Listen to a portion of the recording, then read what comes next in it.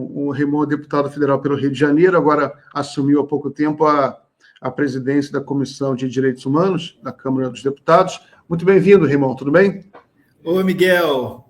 Boa noite, querido. Obrigado pelo acolhimento. Estou ouvindo aqui o Henrique falando aí brilhantemente sobre diversos temas, falando nesse finalzinho agora sobre a repercussão da morte do Papa Francisco e como que pessoas que a gente até esperava que ficasse meio no anonimato, mas que foram lá falar da sua solidariedade. E aqui no Brasil a gente vê uma meia dúzia aí, a lá Ciro Nogueira e a lá deputado Gaia, aqui o atropelador de pessoas por estar bêbado ao volante em cima da calçada, fazendo chacota com a figura do Papa Francisco. Essa vida que a gente está vivendo. Muito bem. A gente vai falar sobre isso ao longo aqui da nossa conversa, mas eu queria somente um depoimento seu. Eu sei que você é uma pessoa muito religiosa, muito católica. Queria o seu depoimento sobre a importância do Papa Francisco, né, para o mundo, para o Brasil, e qual, na sua opinião, as consequências, né, dessa morte aí para o debate. Miguel, eu vou um pouco na contramão. Talvez eu vá mais no sentimento do que na leitura histórica, sabe? Eu acho que a figura do Papa Francisco e o legado que ele deixa é um legado, primeiro, inquestionável. Alguém que mexeu na estrutura do Vaticano, mexeu na estrutura do Banco do Vaticano, mexeu na estrutura de sair do lugar onde os papas moravam e para morar em Santa Marta, mexeu na estrutura da igreja do Vaticano ali, da Cúria, né? Da Cúria, quando ele traz mulheres, né, para estar em algum dicastério, como, por exemplo, um casal para estar coordenando o dicastério da comunicação da Santa Sé. Então, essas mudanças todas do Papa Francisco, e por isso eu digo que eu estou falando mais de sentimento do que de uma leitura histórica, de uma leitura comportamental, de uma leitura política do fato, a minha leitura de sensibilidade é a de que isso é irreversível. Então, o próximo Papa que chegar, qualquer que seja ele, e a gente sabe como é que essa construção se dá, eu acho que ele terá, né, um pouco no retrovisor da sua gestão a figura do Papa Francisco, lembrando esse legado tão bonito que ele traz. O Papa Francisco, para além de ser um líder da igreja, foi um líder político, né? Um líder que mexeu em tudo que a sociedade tem. Ele refletiu os movimentos desde a luta do povo em situação de rua, que ele acolheu na Praça de São Pedro para banho e para lavanderia, para lavar suas roupas, até a discussão da IA, né, da inteligência artificial. Quer dizer, essa percepção de alguém que vai aos extremos, né, que discute todos os pontos, né, na brincadeira dele de brincar com o futebol, a falar coisas sérias de que a gente precisa de combater a pedofilia, mesmo que essa pedofilia fosse dentro da própria igreja. A leveza do Papa Francisco de falar de espiritualidade, de falar de amorosidade, de afeto, de falar de compaixão e de misericórdia, sem se apegar a essa figura que deveria falar exclusivamente para os católicos. Então, é um cara universal, né? Eu tive uma experiência com ele, Miguel, uma experiência muito rica que eu vou levar para toda a minha vida. Em 23, no mês de setembro de 2023, eu estive no Vaticano. Nós éramos um grupo de 5 deputados fazendo uma visita em Portugal e depois na Itália para discutir o tema da pessoa idosa, que é um tema muito caro ao Papa Francisco, e protocolamos um pedido para que ele nos atendesse, e ele foi nos atender. E aí, nessa audiência, o cerimonial disse para nós assim, olha, vamos atender vocês em 5 minutos. Aí, quando o Santo Padre entrou, ele disse, olha, Santo Padre, 5 minutos. Aí o Papa disse assim, 5 não, 45.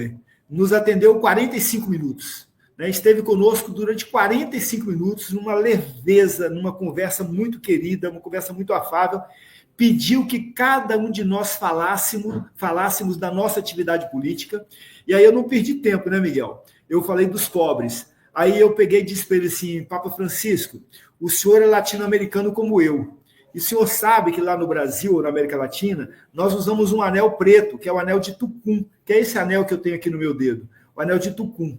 E o senhor sabe que esse anel é um anel de compromisso com os pobres. Aí ele balançou a cabeça, fez assim para mim e estendeu a mão. No que estendeu a mão, eu coloquei o anel no dedo dele. Quando eu coloquei o anel no dedo dele, ele olhou o anel, beijou o anel e disse assim, é meu. Ficou com o anel para ele. Né? Eu hoje estava resgatando as fotos desse encontro e tem a foto, inclusive, dele com o anel no dedo, sabe? Mas, assim, na roda da gente. Então, muito legal o encontro com o Papa Francisco. Então, esse homem que marcou a história da gente, que falou para cristãos, para não cristãos, falou para as religiões diversas, dialogou com o mundo muçulmano, com o mundo islâmico, dialogou com a comunidade judaica, dialogou com o mundo protestante, dialogou com as religiões africanas e as religiões africanas na diáspora africana, portanto, de matriz africana, dialogou com ateus, dialogou com os acadêmicos, dialogou com políticos, foi na ONU, deu o seu recado, discutiu com o vice-presidente dos Estados Unidos sobre a questão do armamentismo, né, e se posicionou ali firmemente de que esse armamentismo exagerado, exacerbado, não traria solução para o mundo. Então, dialogou as questões ambientais, criou aqui no Brasil, fez aqui no Brasil o Sínodo da Amazônia, e no Sínodo da Amazônia discutiu um tema caríssimo à igreja, que era a questão da mulher na igreja e a questão dos padres casados, que aí, inclusive, me toca pessoalmente, porque eu sou padre e sou um padre casado, né? Eu não exerço o ministério. Sou padre porque ser padre, uma vez sendo, é para a vida toda. Ele discutiu o tema dos padres casados, dizia que para a Amazônia havia possibilidade de que houvessem padres exercendo o ministério sendo casados. Quer dizer, é um cara que abriu, né? Só não avançou porque, né, a gente ainda tem alguns conservadorismos, mas eu acho que botou uma semente na terra. E essa semente, Miguel, eu não tenho dúvida, viu, Henrique? Eu não tenho dúvida, essa semente brota. Não é à toa que a última palavra dele foi essa, né? Vocês precisam ter esperança que o mundo pode ser um mundo de paz. E depois concluiu dizendo, o amor venceu o ódio e a vida venceu a morte. Então, o Papa Francisco é esse querido. Então, a partida dele me traz tristeza, mas também me traz alegria, porque é aquela alegria que não é tirada pela ausência do outro. A ausência do outro não tira aquela alegria verdadeira, que é uma alegria que é um misto também de responsabilidade, né? Porque diz assim, puxa vida, se eu admirei o Papa, por que eu não posso também tratar o meio ambiente como ele tratava, tratar as pessoas como ele tratava, cuidar dos pobres como ele cuidava, me solidarizar com os sofredores como ele solidarizava, discutir com as pessoas de orientação sexual diferente da minha, ou de identidade de gênero diferente da minha, ou as pessoas que rezam diferente de mim. Então, por que eu não posso fazer isso? Então, é uma tristeza, mas uma alegria responsável, alegria de lembrar que ele deixou esse legado, e esse legado está no nosso ombro para a gente levar adiante.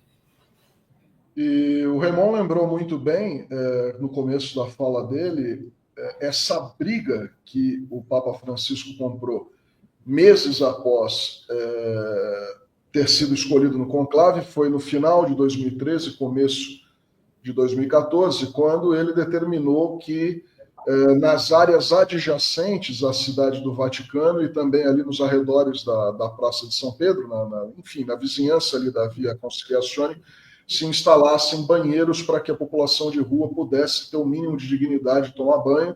A Prefeitura de Roma entrou de sola, rachando, dizendo que aquilo era um absurdo. O governo italiano também, já à época de extrema-direita, também se sentiu bastante incomodado, e ele levou isso até o final. Eu estive em Roma pelo menos 2 vezes depois da instalação desses chuveiros e vi esses locais onde as pessoas em situação de rua podiam ali ter higiene pessoal, ter um mínimo de dignidade. E eu citaria outras circunstâncias. Como eu disse ontem, eu fui de Milão a Turim de trem, né? Eu cheguei em Lisboa hoje no meio da tarde, aqui de volta.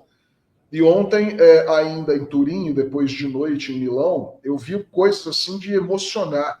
Uma apresentadora de um telejornal local da Itália, inclusive de transmissão nacional, chegou a ficar com a voz embargada e a chorar, relembrando determinadas situações. Uma delas, inclusive, de quando Francisco, numa missa aberta, né, campal, ele percebeu muito próximo do altar um menino de 8 anos chorando, e ele pediu para que o menino fosse levado, né, pela segurança e tal, para o altar, e o menino chorava muito, e o menino disse a ele que chorava porque o pai havia morrido há 10 dias, não tinha 2 semanas ainda. E aí o Papa falou, é triste. Ele falou, não, mas eu estou chorando porque é o seguinte, meu pai era ateu, ele falou. E o grande medo que o menino tinha era que o pai não fosse para o céu. E disse isso ao líder da igreja. E ele, que poderia ter aproveitado aquela circunstância para fazer todo tipo de proselitismo, não fez. Né? Não fez. Ele disse ao garoto, mas como era o seu pai, era uma pessoa boa? E o garoto disse, meu pai era uma pessoa boa. Ele falou, então assim, Deus cuida das pessoas boas. Então você percebe a natureza desse indivíduo que, mesmo sendo um líder religioso, não aproveitou uma ocasião daquela para fazer proselitismo, nem para impor dogma. Afinal de contas, ele está falando de um ateu que, pela doutrina, não iria ao céu. Aproveitando tudo isso, esse retrato todo que eu fiz, de quem foi a figura do Francisco, eu queria perguntar justamente isso para o Raymond, que é a nossa manchete de hoje. Né? Como é que você enxerga dentro do Parlamento, dentro do Congresso Nacional, da Câmara dos Deputados, o nível de desrespeito que esses setores da extrema-direita brasileira impuseram no caso da morte do Papa Francisco, inclusive com piadas e coisas das mais baixas, que nem mesmo a extrema-direita italiana, que vivia em pé de guerra com ele, fez, nem a Giorgia Meloni, nem Matteo Salvini, nenhuma. O Donald Trump, um cara que notoriamente é um sujeito detestável, disse ontem que queria, enfim, mandar uma saudação ali, as condolências pela morte do Papa, e dizer que ele foi um homem bom, que cuidou de pessoas pobres. O Trump falou isso. Como é que você vê isso, Raymond? Essa baixeza subterrânea da extrema-direita brasileira? Eu vejo que, na verdade, a gente perdeu o rumo, sabe? Que o parlamento brasileiro, infelizmente, eu falo isso com muita tristeza, né? Porque tem gente que adora falar mal do lugar onde está. Eu detesto, eu acho muito ruim. Mas é um dado da realidade, né? A gente tem aqui uma baixeza do discurso e da postura, porque as pessoas, na verdade, assim, fazem uma leitura de que, exatamente, eu acho que está aí o ponto central, né, de que o Papa Francisco, quando numa determinada entrevista ele se referiu ao processo do presidente Lula e da presidenta Dilma como um processo que não seguiu os ritos normais e que, portanto, foi um processo injusto, um processo de perseguição, um processo de lawfare, né, porque o Papa Francisco também lutou contra o lawfare. Esses deputados, na verdade, quando eles fazem essa ofensa ao presidente, ao Papa Francisco, eles, na verdade, querem atingir a esquerda, querem atingir o campo democrático popular, querem atingir o presidente Lula. Então, sem medida, sabe? É sem medida. Então, aqui no parlamento, sabe, Henrique e Miguel, aqui no parlamento, eu acho que a nossa luta cotidiana é a luta de tentar colocar um pouco de luz nessa história toda. Hoje, na Comissão de Administração e Serviço Público, eu lembrava a figura do Papa Francisco e lembrava exatamente isso, né? Você pegar um Ciro Nogueira dizendo assim, habemos fome, habemos miséria, habemos desemprego, né? Uma baixeza, e recebe uma resposta, né, de uma internauta que diz assim para ele, habemos no Brasil um senador que é desrespeitoso e que não merece ter o cargo que tem, porque não consegue nem ser solidário com a dor do outro. É isso. Então, praticamente, a vontade que dá é a vontade do silêncio, sabe? Da escuta desses impropérios, entendendo que é fruto de uma desqualificação sem medida. Porque, assim, o Papa Francisco, que destilou exclusivamente amor, compreensão e diálogo, não caberia para com a figura dele gestos como esses, né, que do Gustavo Gayer, né, o deputado aqui de Goiânia, o Cid Nogueira, né, o senador que foi ministro do ex-presidente inelegível. Então, assim, no fundo, é o tempo todo querendo demarcar que aqueles que se alinham de uma certa forma com a defesa da democracia, com a defesa de um país mais justo e solidário e fraterno, e com o combate àquilo que eles mais defendem, que é a concentração de riqueza, o aumento da desigualdade e o armamentismo, né, que é a pauta deles o tempo todo. O Papa Francisco era um defensor do contrário de tudo que eles defendem, eles acham que ao atacar o presidente Lula, o Papa Francisco, eles atacam, na verdade, esse status quo de uma política que construiu um Brasil menos desigual. Miguel? Raimon, vamos mudar um pouquinho de assunto. Sobre o Papa, Miguel, me permita trazer uma lembrança que para mim foi muito rica. Quando a gente visita o Papa, ele costumava, né, nos dar aos visitantes uma lembrança. Normalmente é um terço, né, um terço. Eu ganhei o terço do Papa, mas quando nós visitamos ele estava distribuindo umas medalhas, que era a medalha comemorativa dos 10 anos do seu pontificado. 10 anos.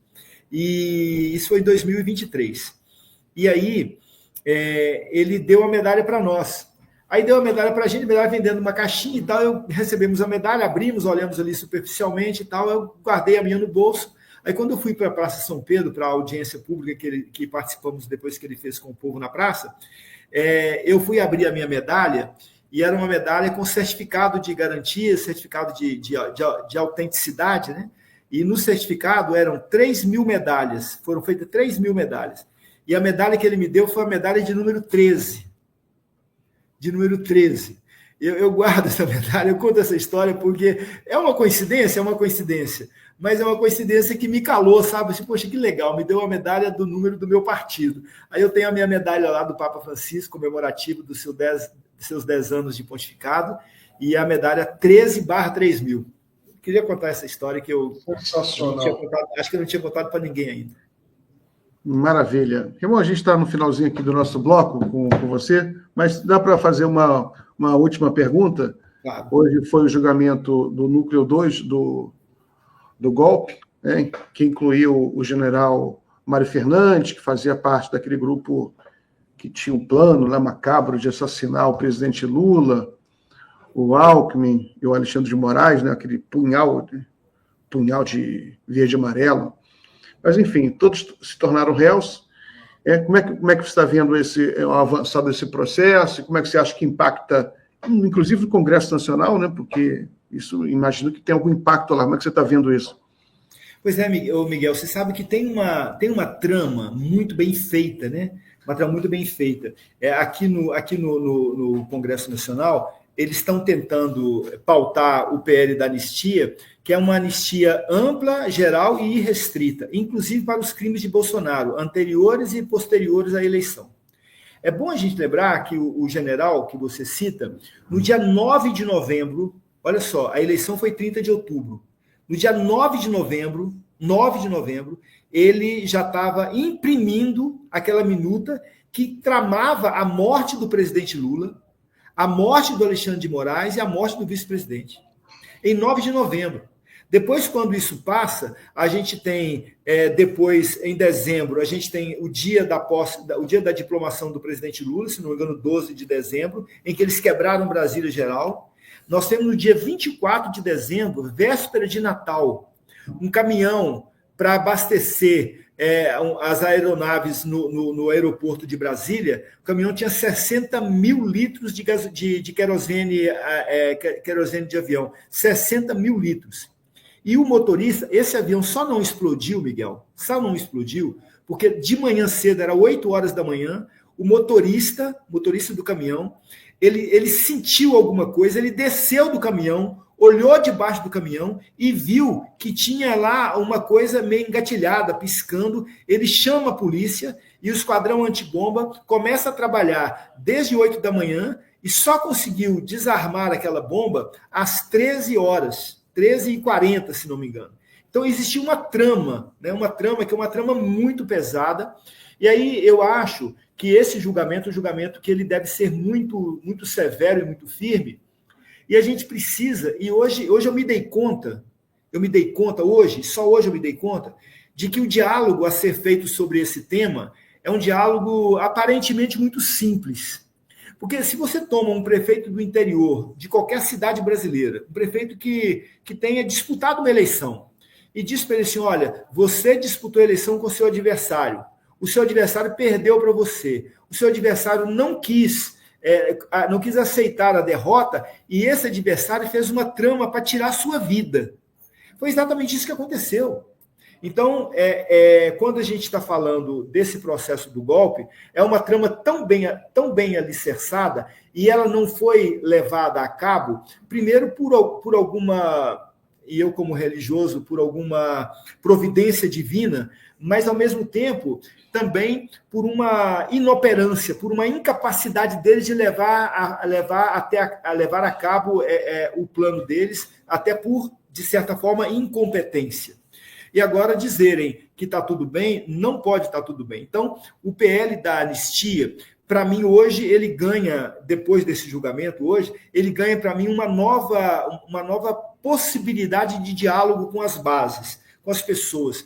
Não é possível que alguém escute uma narrativa tão acertada, tão alinhavada, tão costurada, tão maquiavélica, que essa narrativa não toque as pessoas para as pessoas entenderem, puxa vida, esses caras, de fato, não eram só golpistas para tomar o poder, não. Esses caras, para o poder, eles matam, eles tripudiam sobre a vida de todo mundo, eles não querem nem saber, se precisar tirar a vida de alguém, eles tiram. Então, eu acho que ganha um novo contorno e acho que o Supremo Tribunal Federal avançará nesses processos.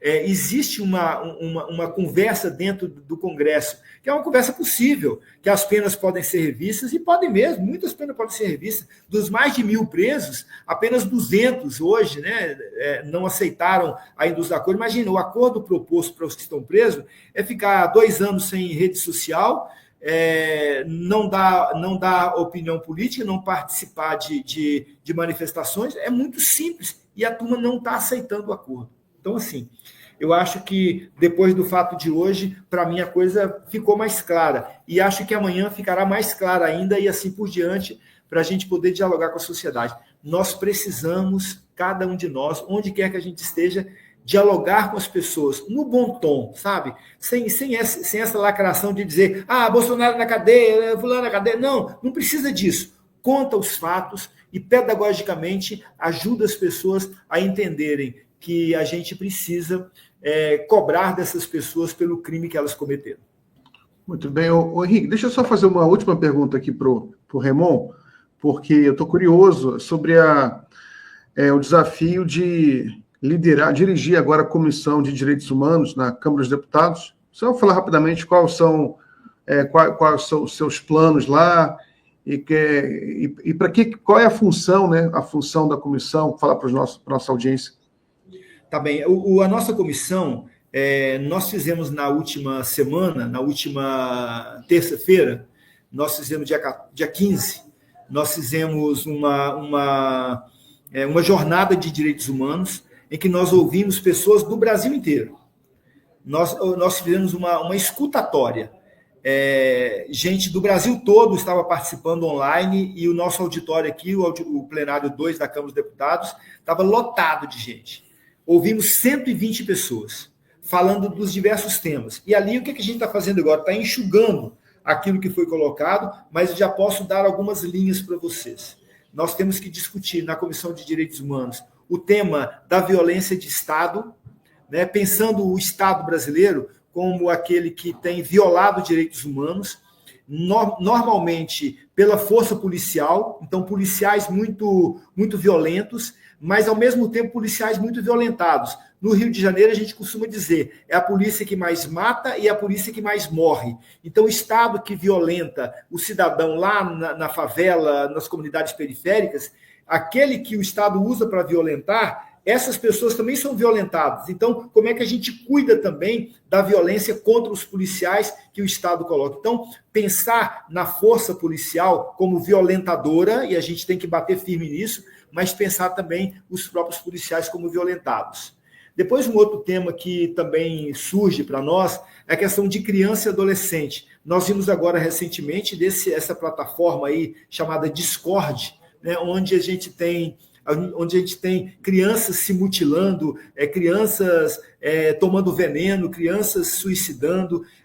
Agora, ontem, a polícia pegou 3 jovens, um de 18 anos e 2 de 19, que estavam planejando fazer ao vivo, né, para ser transmitido pela internet, o assassinato de um morador em situação de rua. Então, a gente trabalhar a questão da criança e adolescente e a questão das plataformas digitais. Como é que a gente pode tratar isso como também uma violação de direitos humanos.